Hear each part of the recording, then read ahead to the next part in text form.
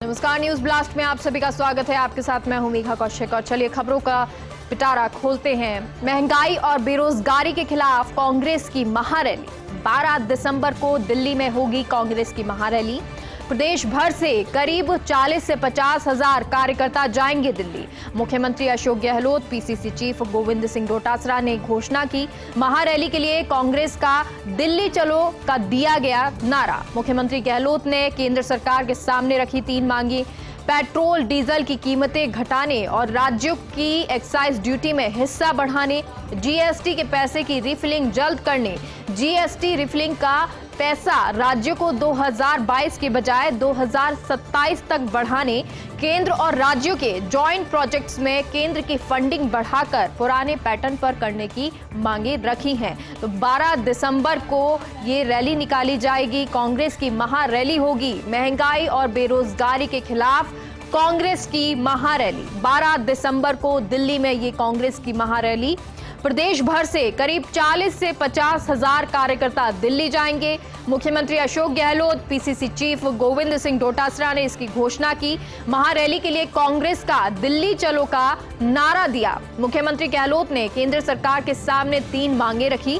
Petrol diesel की कीमतें घटाने और राज्यों का एक्साइज ड्यूटी में हिस्सा बढ़ाने की मांग, जीएसटी के पैसे की रिफिलिंग जल्द करने, जीएसटी रिफिलिंग का पैसा राज्यों को 2022 के बजाय 2027 तक बढ़ाने, केंद्र और राज्यों के जॉइंट प्रोजेक्ट्स में केंद्र की फंडिंग बढ़ाकर पुराने पैटर्न पर करने की मांगे रखी हैं। तो महारैली है 12 दिसंबर को कांग्रेस की। ये महारैली बड़ा दिन है और इस दिन जो 3 मांगे हैं मुख्यमंत्री अशोक गहलोत ने इस महारैली के दौरान उठाई। कहा कि जो मुद्दे हैं वो केंद्र सरकार के खिलाफ जो हैं वो ये रहेंगे। 3 मुद्दे जो हैं वो मुख्यमंत्री ने मांगे जो हैं मांगों के तौर पर केंद्र सरकार के सामने रखी हैं। एक, पेट्रोल डीजल की कीमतें घटाने और राज्यों का एक्साइज ड्यूटी में हिस्सा बढ़ाने।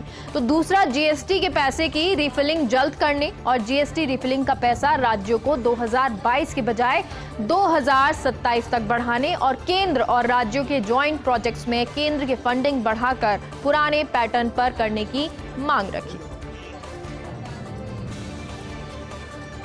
मुख्यमंत्री अशोक गहलोत का केंद्र सरकार पर निशाना। कहा, मजबूरी में 3 कृषि कानून देश से माफी मांगते हुए केंद्र को वापस लेने पड़े। केंद्र के लोग पब्लिक का मूड देखकर घबराए हुए हैं। राजस्थान समेत कई राज्यों में उपचुनाव में हार और जमानतें जब्त होने से बीजेपी घबराई हुई है। बीजेपी अध्यक्ष जेपी नड्डा के राज्य हिमाचल में ही 4 सीटें पार्टी हार गई। राजस्थान में विधानसभा चुनाव में बीजेपी की हार हुई और पार्टी कैंडिडेट तीसरे चौथे नंबर पर चले गए। पूरे देश में यही चर्चा है। भगवान करे कि केंद्र सरकार के लोग जनता के भले के लिए घबराए हुए ही रहें। महंगाई और बेरोजगारी आज 2 बड़ी समस्याएं हैं जिनकी बातें केंद्र सरकार नहीं कर रही। ये पब्लिक इंटरेस्ट का इश्यू है। 5 राज्यों में चुनाव के कारण पेट्रोलियम की बढ़ती रेट रोकी। पेट्रोल डीजल की रेट बढ़ने से महंगाई बढ़ रही है। जब चुनाव के दौरान केंद्र सरकार रोक लगा सकती है तो पेट्रोलियम कंपनियों को अनुदान देकर परमानेंट कीमतों में बढ़ोतरी पर रोक क्यों नहीं लग सकती। भारत सरकार ने एक्साइज ड्यूटी के केंद्र और राज्य के बीच बंटवारे को कमजोर कर दिया।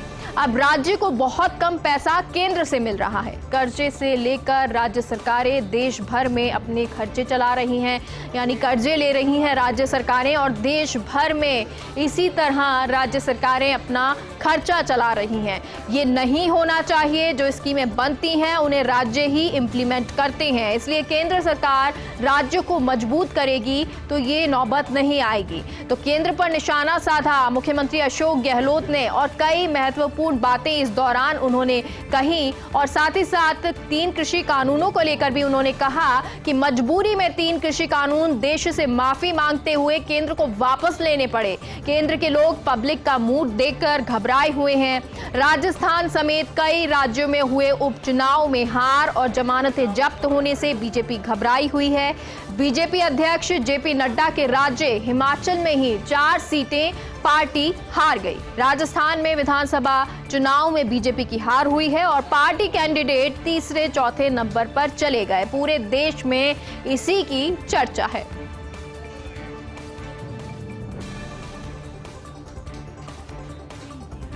चिकित्सा विभाग में नवंबर में किए चिकित्सकों के तबादले निरस्त।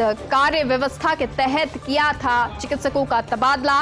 3 नवंबर, 12 नवंबर और 18 नवंबर को किया गया था चिकित्सकों का तबादला। चिकित्सा उप सचिव संजय कुमार ने जारी किए आदेश।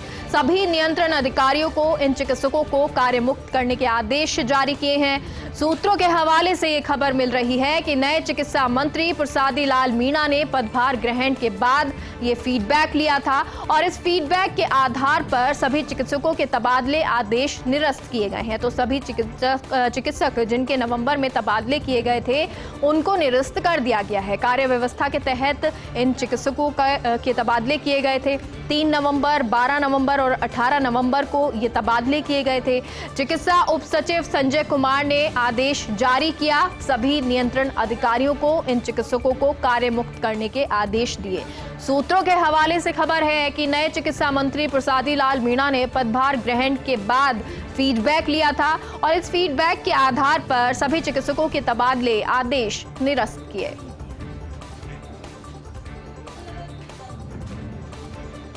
सेंट्रल पार्क में बनेगा महात्मा गांधी दर्शन म्यूजियम। मुख्यमंत्री अशोक गहलोत ने किया म्यूजियम का अवलोकन। अहमदाबाद के साबरमती आश्रम की तर्ज पर विकसित होगा museum.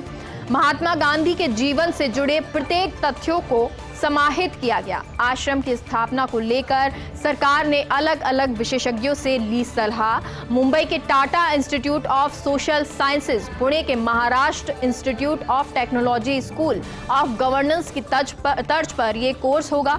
Mahatma Gandhi institute of governance and social sciences में होगा डिप्लोमा कोर्स। इंस्टीट्यूट में शांति, अहिंसा, गौ सेवा, खादी के वस्त्र बनाने, गरीबों की सेवा, विभिन्न सामाजिक कार्यों के लिए कराए जाने वाले डिप्लोमा कोर्स में होगा चयन। युवाओं का चयन प्राथमिकता के आधार पर होगा। गांधी दर्शन केंद्र का अवलोकन के बाद बोले मुख्यमंत्री गहलोत और उन्होंने कहा कि हमारे देश के पास गांधी के रूप में बड़ी पूंजी है। हमें गांधी जी की भावना के अनुसार काम करना है। हम किसी दल के दुश्मन नहीं। विचारधारा अलग हो सकती है। संविधान में मंत्री, मुख्यमंत्री और प्रधानमंत्री की शपथ का महत्व होता है। यदि हम शपथ के अनुसार नहीं काम करेंगे तो देश कैसे चलेगा। तो मुख्यमंत्री अशोक गहलोत जिन्होंने अवलोकन किया महात्मा गांधी दर्शन का, म्यूजियम का जो अब बनेगा, और इस दौरान उन्होंने कई बातें भी की मीडिया से मुखातिब होते हुए, क्योंकि सेंट्रल पार्क में महात्मा गांधी दर्शन म्यूजियम बनेगा। मुख्यमंत्री अशोक गहलोत ने इस दौरान म्यूजियम का अवलोकन किया। अहमदाबाद के साबरमती आश्रम की तर्ज पर यह म्यूजियम अब विकसित होने वाला है। महात्मा गांधी के जीवन से जुड़े प्रत्येक तथ्यों को यहां पर समाहित किया गया। आश्रम की स्थापना को लेकर सरकार ने अलग अलग विशेषज्ञों से सलाह ली। मुंबई के Tata institute of social sciences, Pune के Maharashtra institute of technology school of governance की तर्ज पर कोर्स होंगे। Mahatma Gandhi institute of governance and social sciences में होंगे डिप्लोमा कोर्स। इंस्टीट्यूट में शांति, अहिंसा, गौ सेवा, खादी के वस्त्र बनाने, गरीब की सेवा, विभिन्न सामाजिक कार्यों के लिए कराए जाने वाले डिप्लोमा कोर्स में होगा चयन। युवाओं का चयन प्राथमिकता के आधार पर होगा। गांधी दर्शन केंद्र का अवलोकन के बाद बोले मुख्यमंत्री गहलोत और उन्होंने कहा कि हमारे देश के पास गांधी के रूप में बड़ी पूंजी है। हमें गांधी जी की भावना के अनुसार काम करना है। हम किसी दल के दुश्मन नहीं। विचारधारा अलग हो सकती है। संविधान में मंत्री, मुख्यमंत्री और प्रधानमंत्री की शपथ का महत्व होता है। यदि हम शपथ के अनुसार नहीं काम करेंगे तो देश कैसे चलेगा।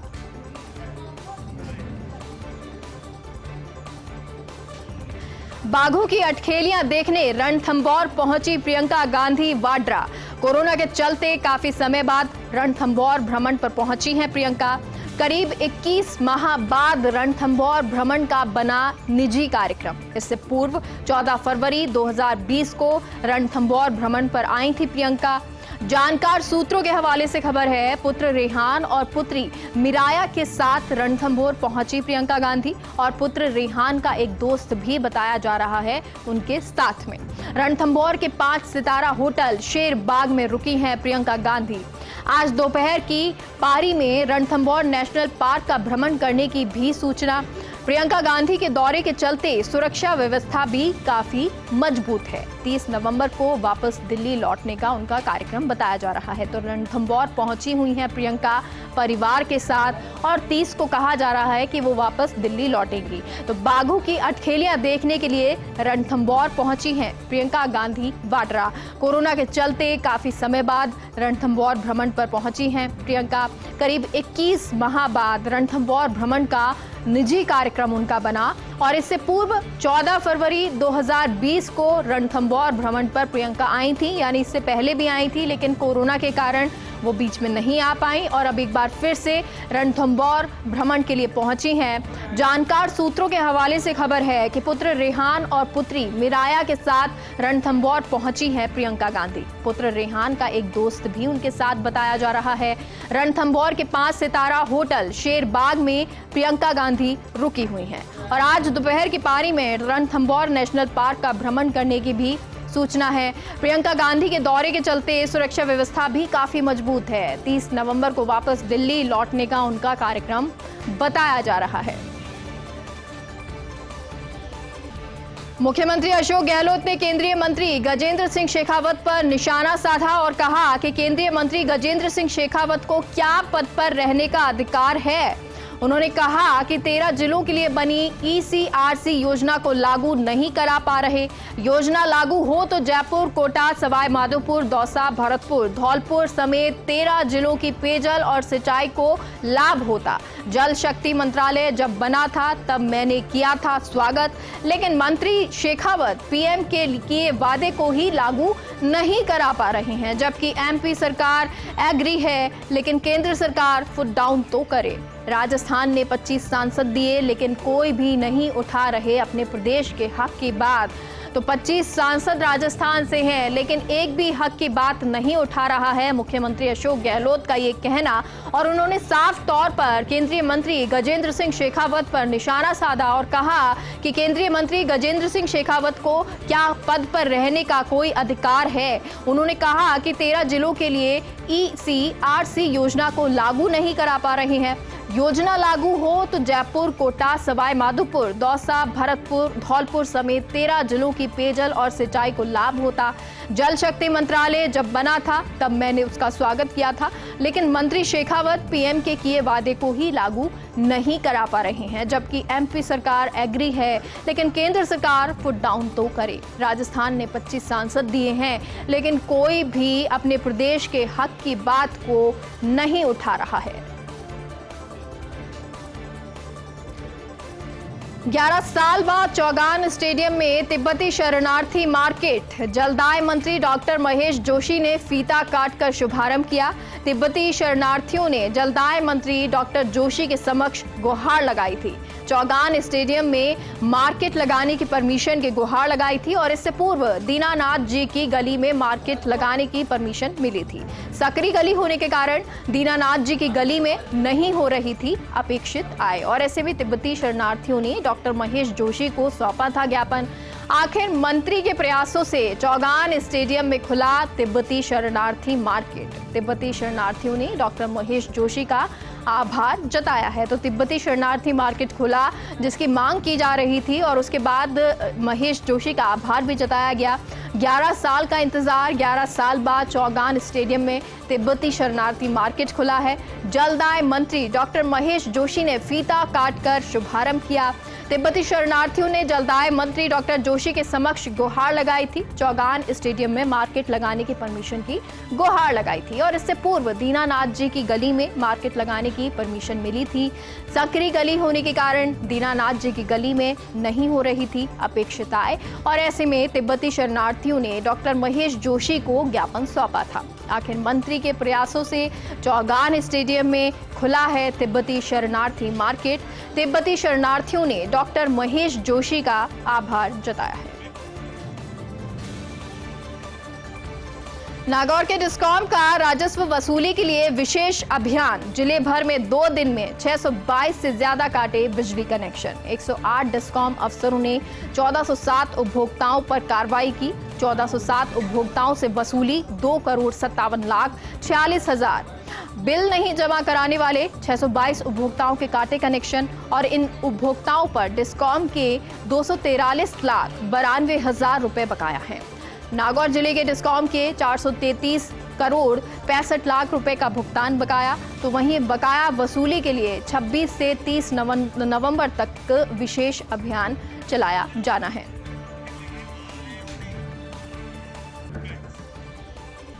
ब्रेक के बाद एक बार फिर से आप सभी का स्वागत है। कोरोना के खौफ के बीच राहत की खबर है। नए वेरिएंट ओमिक्रॉन से एक तरफ दुनिया चिंता में, यूरोप समेत कई देशों ने दक्षिण अफ्रीका की उड़ानों पर रोक लगा दी है।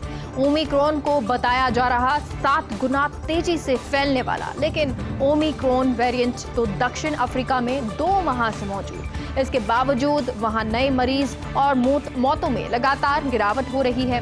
45 के बाद स्वरूप बदलने के बावजूद केस बढ़ने के बजाय लगातार घट रहे हैं। इस वेरिएंट के मरीज नहीं पड़े गंभीर रूप से बीमार, जबकि अफ्रीकन देशों पर ट्रैवल बैन लगाने वाले यूरोपियन देशों में हालात विकराल है। अफ्रीका से 86 गुना मरीज और 26 गुना ज्यादा मौतें यूरोपियन देशों में हो रही हैं।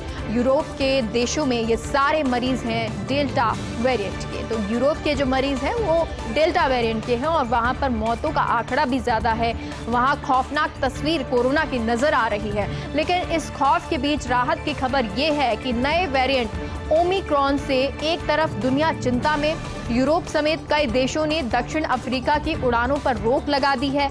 ओमिक्रॉन को बताया जा रहा है 7 गुना तेजी से फैलने वाला, लेकिन ओमिक्रॉन वेरिएंट तो दक्षिण अफ्रीका में 2 माह से मौजूद है और इसके बावजूद वहां नए मरीजों और मौतों में लगातार गिरावट हो रही है। 45 बाद स्वरूप बदलने के बावजूद केस बढ़ने के बजाय लगातार घट रहे हैं और इस वेरिएंट के मरीज नहीं गंभीर रूप से बीमार पड़ रहे हैं, यानी कि वो मरीज जो है गंभीर बीमार नहीं है। जबकि अफ्रीकन देशों पर ट्रैवल बैन लगाने वाले यूरोपियन देशों में हालात विकराल हैं। अफ्रीका से 86 गुना मरीज और 26 गुना ज्यादा मौतें हो रही हैं यूरोपियन देशों में। यूरोप के देशों में ये सारे मरीज डेल्टा वेरिएंट के हैं।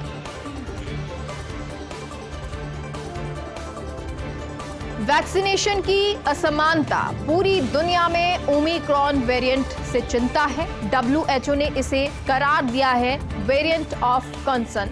दूसरी ओर 10 दिन बाद वैक्सीनेशन को पूरा हो जाएगा 1 साल और 1 साल में 184 देशों में 424 करोड़ लोगों को लग चुके हैं 786 करोड़ टीके, और इसके बावजूद टीके तक पहुंच में भारी असमानता है। अमीर देशों के पास दिसंबर तक होंगे 120 करोड़ एक्स्ट्रा डोज।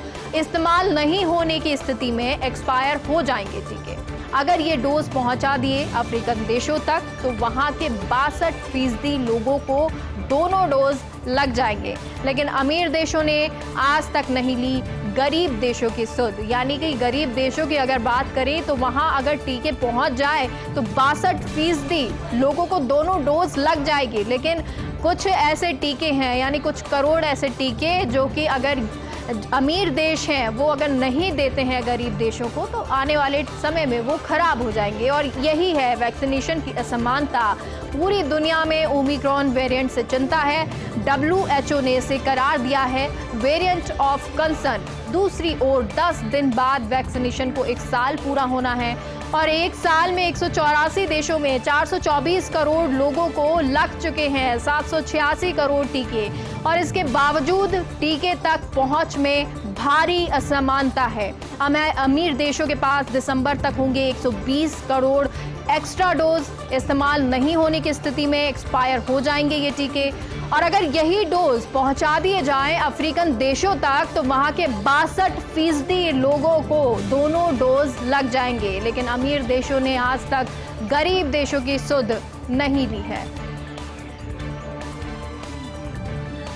शीतकालीन सत्र में एकजुट नजर नहीं आएगा विपक्ष की पार्टियों के बीच बढ़ा अविश्वास, जिसे संसद के अगले सत्र में विपक्ष रहेगा बिखरा। 5 राज्यों के चुनाव के चलते पार्टियां एक दूसरे को चुनौती दे रही हैं। टीएमसी की महत्वाकांक्षा ने कांग्रेस को कई जगह तोड़ दिया है। असम में सुष्मिता देव, मेघालय में मुकुल संगमा, गोवा में लुई जिन्हो फ्लेरिया, बिहार के कीर्ति आजाद को कांग्रेस से तोड़कर टीएमसी में शामिल किया।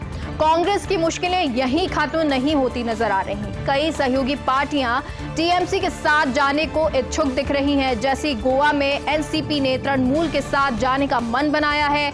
यूपी में सपा का मुख्य मुकाबला बीजेपी से है, लेकिन कांग्रेस अकेले दिख रही है। गोवा में कांग्रेस की नहीं बन रही बात। प्रभारी दिनेश गुंडूराव, चुनाव प्रभारी पी चिदंबरम फिलहाल रुके हुए हैं। प्रादेशिक नेताओं की सलाह पर कांग्रेस ने तालमेल की बात भी शुरू नहीं की। ऐसे में नाराज एनसीपी ने कहा वो अनंत काल तक इंतजार नहीं करेगी। कहा जा रहा है एनसीपी प्रभारी प्रफुल्ल पटेल दूसरी पार्टियों से बात कर रहे। वहीं कांग्रेस के प्रदेश नेताओं का कहना है कि एनसीपी हैसियत से ज्यादा सीटें मांग रही है। एनसीपी के नेता चर्चिल अलेमाओ टीएमसी से भी बात कर रहे हैं। अलेमाओ की वजह से गोवा प्रदेश कांग्रेस के नेताओं ने तालमेल रोका हुआ है।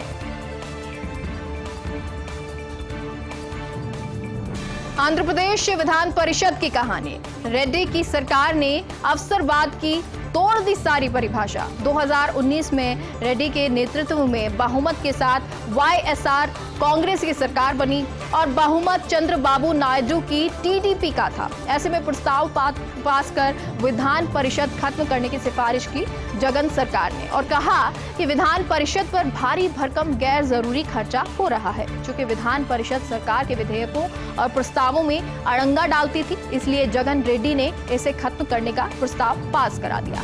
लेकिन 2 साल में बहुमत में आने के बाद नया प्रस्ताव पास करा दिया। गौरतलब है कि कई और राज्यों ने विधान परिषद बनाने का प्रस्ताव केंद्र को भेजा है, लेकिन केंद्र इस बारे में कोई विचार नहीं कर रही। कम होता फडणवीस का दबदबा। मुख्यमंत्री पद से हटने के 2 साल बाद अब लग रहा उनकी चलती कम होगी और पार्टी उनको भी सीमा में रखने जा रही। अभी विनोद तावड़े को नड्डा की टीम में राष्ट्रीय महामंत्री बनाकर बड़ी तरक्की दी है। फडणवीस ने तावड़े को पिछले चुनाव में टिकट नहीं मिलने दी थी और इसी तरह एक और बड़े नेता चंद्रशेखर बावनकुले को भी नहीं मिलने दी टिकट। अब राष्ट्रीय नेतृत्व को फडणवीस के बारे में विस्तार से दी गई जानकारी। फडणवीस ने दूसरी पार्टियों से भाजपा में आए नेताओं को अहम पद दिए और उनको सरकार चलाने के काम में शामिल किया था।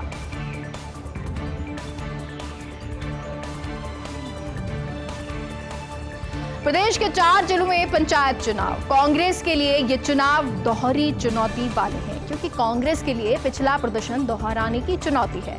श्रीगंगानगर छोड़ सब 3 जिलों में भारी पड़ रही थी कांग्रेस, जबकि उस समय सत्ता में थी भाजपा की ही सरकार। 4 जिलों की 27 पंचायत समितियों में से 16 में बनाए थे प्रधान, जबकि भाजपा 10 जिलों में अपने प्रधान बनाने में कामयाब रही थी।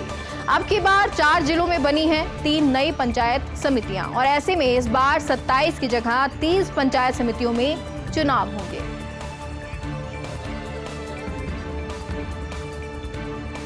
बुलेटिन में फिलहाल के लिए इतना ही। आप देखते रहिए फर्स्ट इंडिया न्यूज। नमस्कार।